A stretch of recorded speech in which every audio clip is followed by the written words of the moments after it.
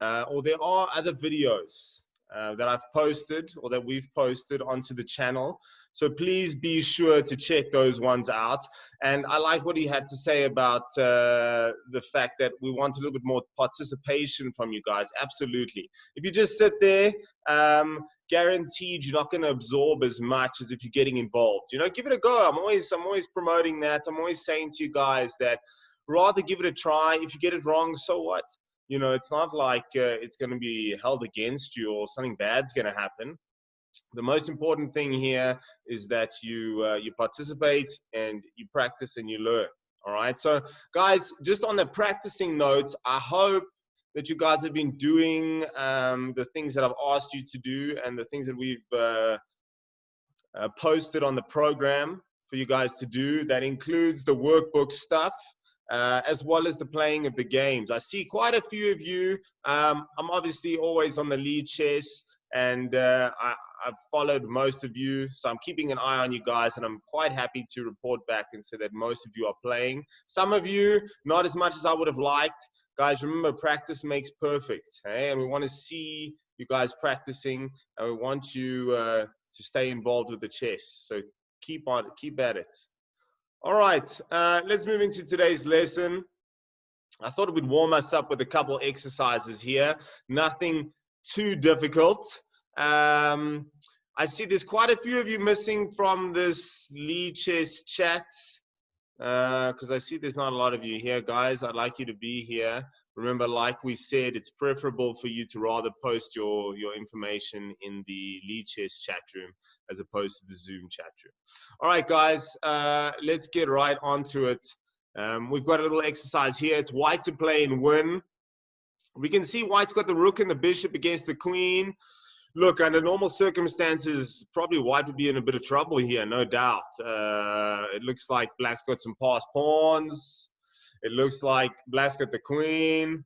It looks like Gabriel's on the ball. Well, all right. Let's see. So, all right, bishop f6 doesn't tell me a great deal. I think your clue here will be the double check. And I'd like a little bit more detail there. All right, guys. Thank you for being on time, those of you that were on time. And let's just remember that time is important. All right. So bishop f6, cool. Bishop f6 is a double check, so that ties in with what we just spoke about. So we're all on the same page. Bishop f6 is over here. And we have a double check. Remember, we've got the bishop attacking the king, and we've got the rook attacking the king. Double check, two checks at the same time. Now, what is significant about a double check is that the king always has to move, all right? There's no blocking, there's no taking. Of course, after bishop f6, you know, you might say, why can't the queen take the rook? Well, then you sort of have this check. So there's no taking, there's no blocking, which means the king has to move. So whenever you're looking at a double check, as far as tactics go, just realize that the king always has to move. In this case, there's only, whoops, going a bit too far there. There's only one available square for the black king. What's the winning move, guys? I'm pretty sure we all got it. Gabriel, quick on the draw. Come on, guys. I want to see a little bit of group participation. There we go. Keanu gets involved. All right, not bad. Lovely stuff, guys. We've got rook h8 finishing the job. All right, so we've got a little bit of a nice tactic here. And remember, guys, tactics are always important because it's, again, opportunities presenting themselves on the chessboard. So you want to always be alert, always be on the lookout, because you never know when a tactic might present itself, when an opportunity might be there. And if you let that opportunity slip by, well, very often you don't get a second chance at those. So here, of course, probably a normal move for white would just be to move the rook, get out of the danger. And that would be a classic example of not seizing the opportunity. Probably black then plays king g7. And I'm quite confident from here, black is probably going to win, you know, 9 out of 10 games. Because the queen together with the pawns should be, you know, enough to get the win. Let's move on. All right, another exercise. Again, it's white to play and win. Very much similar as far as the material situation goes. You can see white is down on material. Black would love to trade these pieces. Kian is a little quick on the draw. I haven't even told him what to do yet. He's already got the answer. This is good stuff.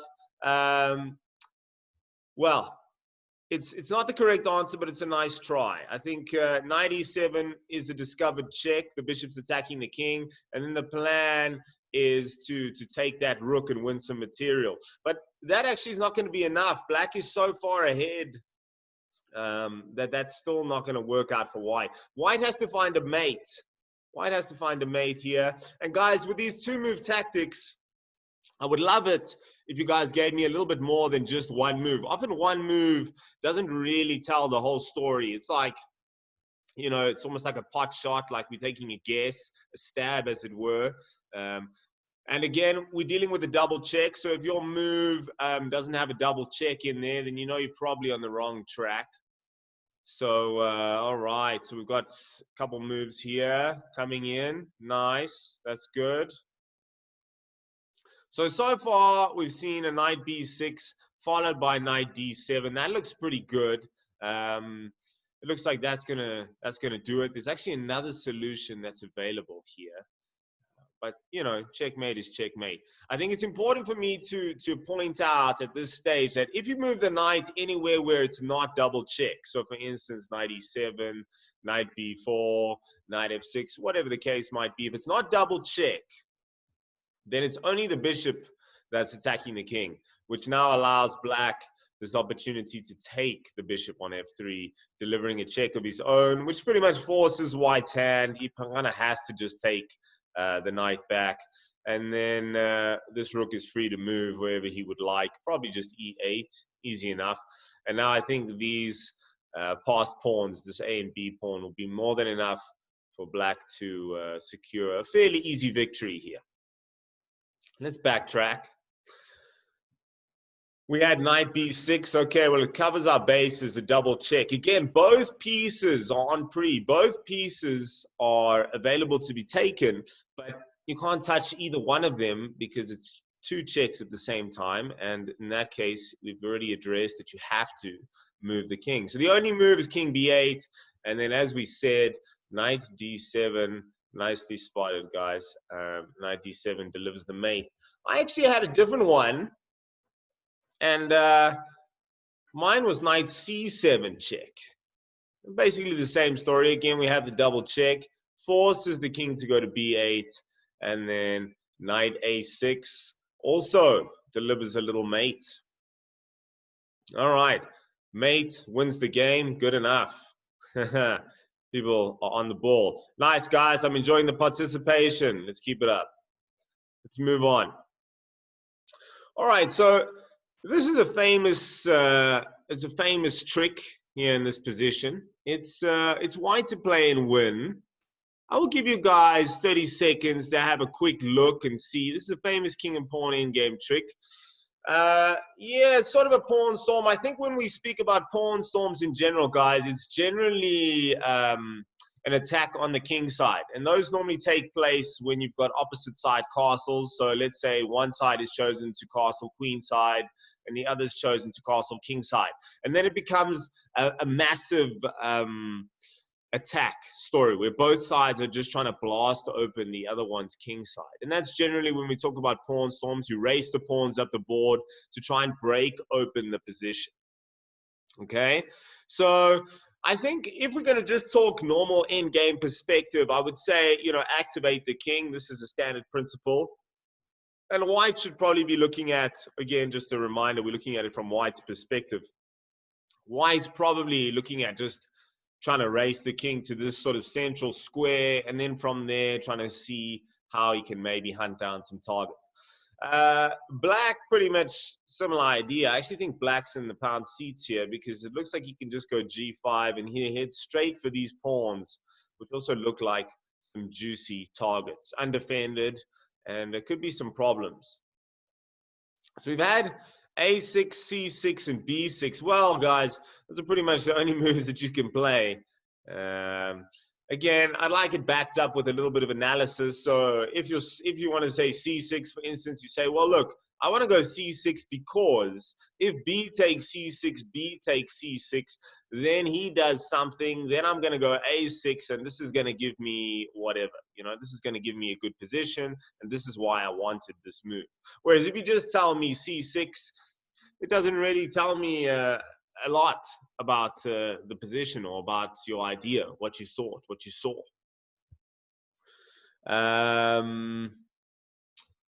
All right, so b6, if they take you, you'll have a passed pawn. Well, all right.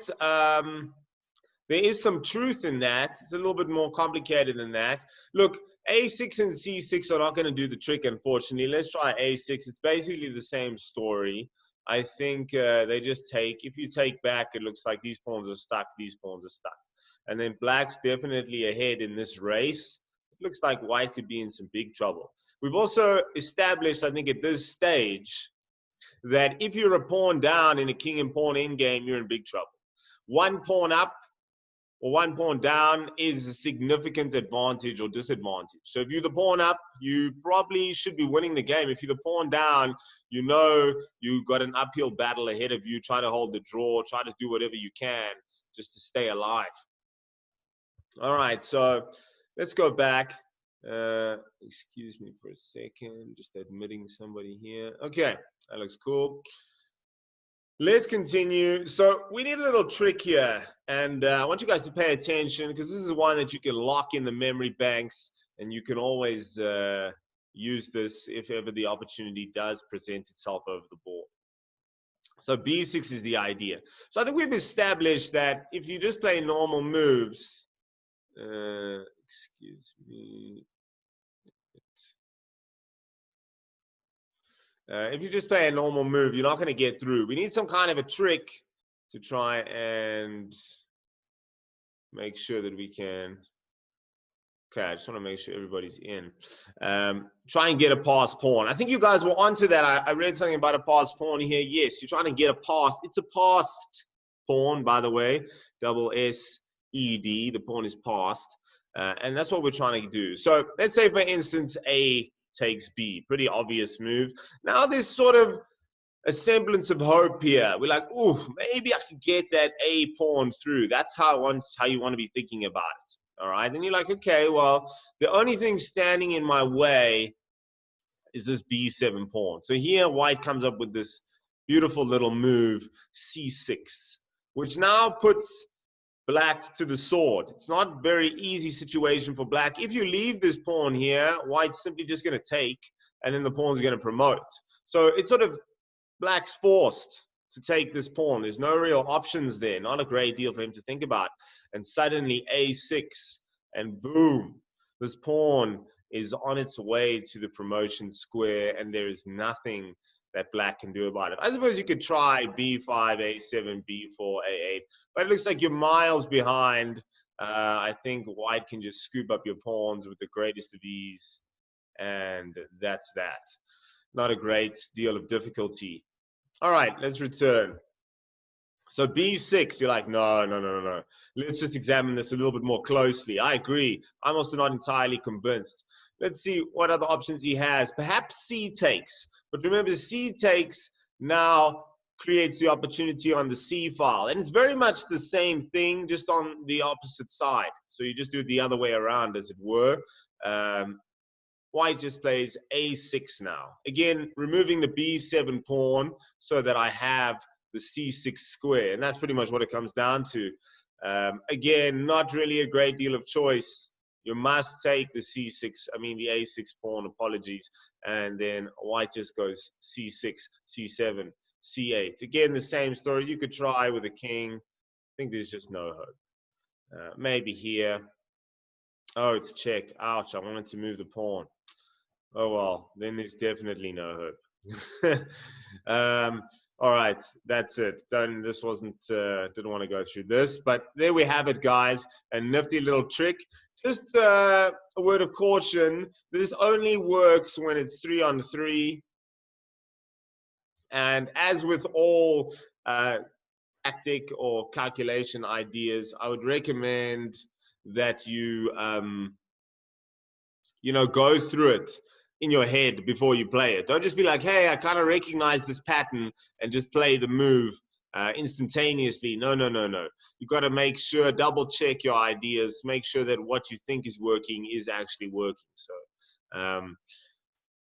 good. Make sure that we do that. And a nice trick. Guys, as always, I would recommend that if there's something that you want to just revisit or remind yourself, that you go through these studies again in your own time. Remember, they are accessible to you at any stage. You don't need me to be there. I don't need to admit you or anything to these studies. You just pop onto Chess and familiarize yourself with these things at any time that suits you guys.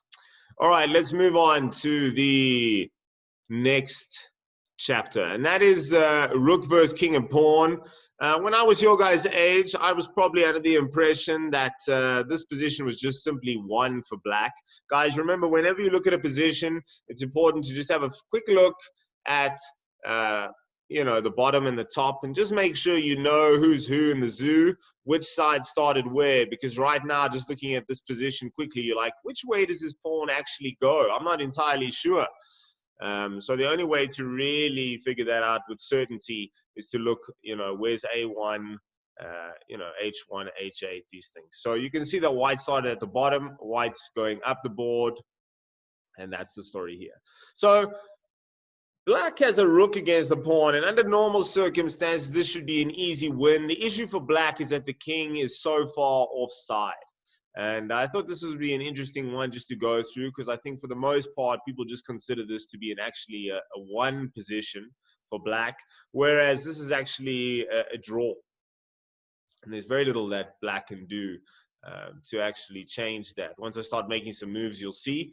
So probably the best shot for black would be to just run with the king. I mean, these rook moves don't really have a great deal of impact. So, oh, sorry, it's white to move in this position, of course. So black goes c6. It actually wouldn't make a big difference, by the way. If black played king g3, I'd probably play c6 anyway. So, of course, white's plan is pretty obvious. He's just going to run the pawn, and if needs be, he's going to use the king to just support. Look, I love the comments, guys. Keep it coming. Any questions that you have, any sort of theories that you have about it, then also I can engage with you about that, and I can tell you, oh, that's a nice idea. That's not such a nice idea. Stray away from this. Do more of that. Okay, so look, just to deal with what I'm reading here, rook d6, first of all, it's not really the place where rook wants to go. Remember this rule, rook behind the pawn. I feel like that's a principle that you can use in any and all rook and pawn situations. Whether you're on the defensive or whether you're on the offensive, rook behind the pawn is always good advice. So if you want to put pressure on this pawn, rook behind the pawn is this way. And that way you attack the pawn and you cover the squares that the pawn might run to. So that handles that very, very nicely. If you go rook d6, maybe c7, maybe black can still, no, there doesn't seem to be a way that you can defend this square. Just to get back to the situation of white winning this game, there's just no hope for white to ever win this game. White's obviously headed for the draw here. What white wants to see is the king on b7 and then the pawn on c8 to pretty much force the black rook to take the queen that's promoted. And then we just exchange everything off, and voila, we have a draw. Pretty much that's the story. So black's like, no, I need to get this king in and this rook here at the same time, and then sort of just fend off that c pawn. And then hopefully he'd be able to win the game. But obviously it looks like black's just way too slow for that. We can go with rook c1. Now, obviously, there's no c7, but pretty much king b6 is obvious. And then we're a little bit far behind, you can see. So you can check me, but that's also the point. If you're just going to check me forever, you're not really gaining anything. We've also spoken about that. Don't just check somebody just for the sake of check. I think a lot of the time we feel like it's good. Oh, I've checked the guy. No. Checking him doesn't gain you anything. If you check because there's a reason, a plan, something more to the fact that you're just checking him, then that's fine. But don't just check for the sake of. then maybe rook c1, and then king b7 again. And then, like you guys are saying, there's not a great deal that black can do. And we have, as we said, we would have. So this position is drawn. That's simple. Let's move on. Okay, so here, this exercise is just really a prelude to the next one, which I really wanted to talk with you guys about. So we have kind of a similar story, just on the other side. We're playing with the black pieces here and white's over on that side. White's king's a little bit closer, and the rook's lurking around, but we've got the 2 pawns this time, and that changes things up a little bit. So white's got to be careful in the way that he approaches this, because these pawns are going to march. I think if it was white's move here, it would be pretty easy. White would just play rook d4, double attack, boom, attacking on this 4th rank, and then it looks like there'd be big trouble. Whichever pawn you move, I take the other one. If you move the f pawn, then I would simply just take the g pawn, and that's that. But luckily for black, it's his move. He plays f3 here. And now if you mess around with the rook, you can get yourself into trouble. So these are not as easy as they would appear. So if you go, like, for instance, rook g1, which seems like a good idea. You're like, I'm going to pick up this pawn, and then I've probably got an easy win. Then f2, and suddenly I think white went from winning to losing in one move. And we know that that can happen. Chess is very unforgiving in that regard. You make one bad move, and suddenly everything is just falling apart. Maybe you have this check. Just thinking out loud. Well, it's probably the best move. Look, if you go f1 and just g3, and it looks like g2 is happening, and there's just no way around that. So g2, rook takes f2, followed by g1, and black wins. So once these pawns get further up the board, they become a great deal more dangerous. So after f3, again, the safest bet, as it usually is just to bring the king in, g3, king. And the king just gets there in time, just. If you play g2, then it's easy enough. The king's here. The king will take care of this pawn. The rook's got the square covered. And you're going to munch up this one as well. No big difficulties. If black opts to play f2, it does actually just seem that I can just do the same thing here. Sorry, guys. Okay. Because now there's no g2. Because of king takes f2. Very much the same story. So now maybe king in, and then just king here. And now we scoop up these pawns. And from there, pretty plain sailing. I mean, there's nothing that they can do. This pawn's dropping. And then king and rook. Okay, so nice and easy. So this one, look, as long as the king's close enough, you're fine. Yes, well, black is going to struggle if white finds the correct move, but I think you'd be surprised how many people might play rook g1 in this position, or even maybe something like rook d4, also a very sort of move that you could expect people to play. I mean, it doesn't look that bad if I look at it. You know, it's sort of, it seems like a decent move. You're hoping to pick off a pawn, and it's all good. So you just got to be very careful in these end games, and remember that when the pawns get further down the board, they're definitely a little bit more scary, and you need to take precautions. Just make sure that you don't take it for granted, because once they get to the 3rd rank, in this case for black, or to the 6th rank if they're white, we'll talk about that now, then there's big trouble.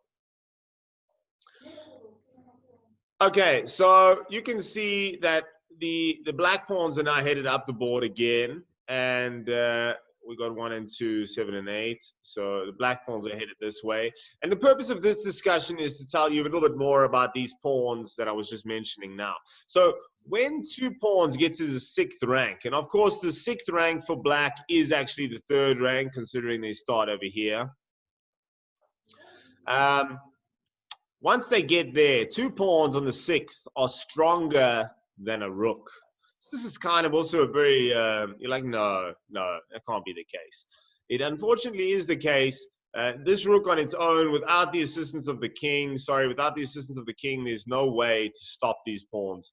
from promoting. We'll examine that now. But of course, if this king could fly to g1, we actually know that the king on his own can stop the pawns from going forward. All right, guys, don't click on the board, please. Thank you. All right, so also I can hear a microphone. Please turn that microphone off. If the king was here, I think it would be an easy win for white, but we're basically talking about a battle between the two pawns and the rook on their own. Both kings are sort of out of the game and not really taking part in this battle. So let's investigate some moves. What can we try for white here? It's tough. It's not really anything that they can do. All right, let's try this one just for first. Let's give it a shot. Go for the check, okay? Always the check. Guys, again, just a reminder, only if the check is going to bring you something do I want you to go for the check. We'll investigate the check next. Thank you. So any move will do here for black, actually. That's kind of how sad it is for white. So now if rook takes g3, obviously just h1, that works, game over. If rook h1, then just g2, rook h2, g1 check, boom. If you move away in this case, then, oh, hello. Then I just simply promote anyway. All right, let's go back. Let's try the check. The reason I like the check, in theory, is because I'm hoping that you guys are planning on getting behind the pawn, rook behind the pawn. We spoke about that principle a little bit earlier. Very, very valid, very, very important principle to remember in all rook and pawn endgames. So now you can go after this one, but then black's just like, okay, it's fine. You can have this one. I'm keen to promote. And white's like, no, we can't have that. So he's going to have to come here to prevent, to prevent you from promoting. Then he's like, then black's like, okay, well, fine. I'll push the other one. If rook h2, it's very much the same as the example we just looked at. Then black just plays g1. What's the point of all this? Well, if two pawns get onto the 6th and they are versing a rook, two pawns on the 6th or the 3rd rank, depending on which color you're playing, are stronger than a rook. Yes, it's true. So again, final one we'll look at. This makes sense again, but it's just too easy for the black pawns. They just roll down the board. Now you prevent this one from promoting, so then I push this one. And in these cases, you actually lose the rook as well. And okay, not really a great deal that white's going to be able to do about that. So yes, white is dead, as long as black knows what he's doing. But I think it would have taken, once he gets the pawns here, it's not too difficult. He would have just found his way by marching the pawns. Two pawns on the 6th rank, stronger than a rook. All right, guys, last exercise for the day. Let's get involved. Let's get involved. Let's solve this one. Looks like we've got a pretty even sort of end game. We have rook on the 2nd rank. Pretty good. Controlling a lot of key squares, also putting a little bit of pressure on the white king. Even pawns. It just looks like white's pieces are a little bit disconnected. So they're not very active. The rook's not doing much. The knight's not doing much. Black has an opportunity here. We've got one answer. Let's hear some more answers. Come on, guys, get involved.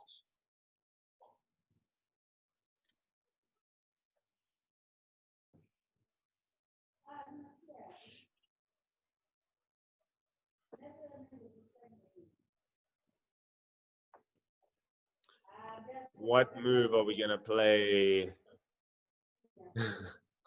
See, we're having a little bit of a debate on the side here. Let's keep it to just your answers. We'll address what's been, we'll address the moves that's tried out in the chat room shortly. All right, I'll give you 10 more seconds to give me an answer for black. Then we need to get on with it. Our time is unfortunately running out here.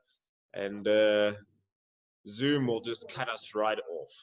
They're very unforgiving when it comes to time.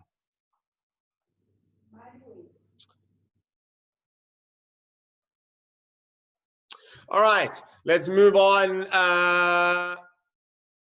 Bishop f3, we've got another one in there. Thank you, guys. Bishop f3 is the right move. Now, guys, the point here, we had a little bit of a debate here. Can the pawn just simply take the bishop? Well, quite honestly, or quite simply, no.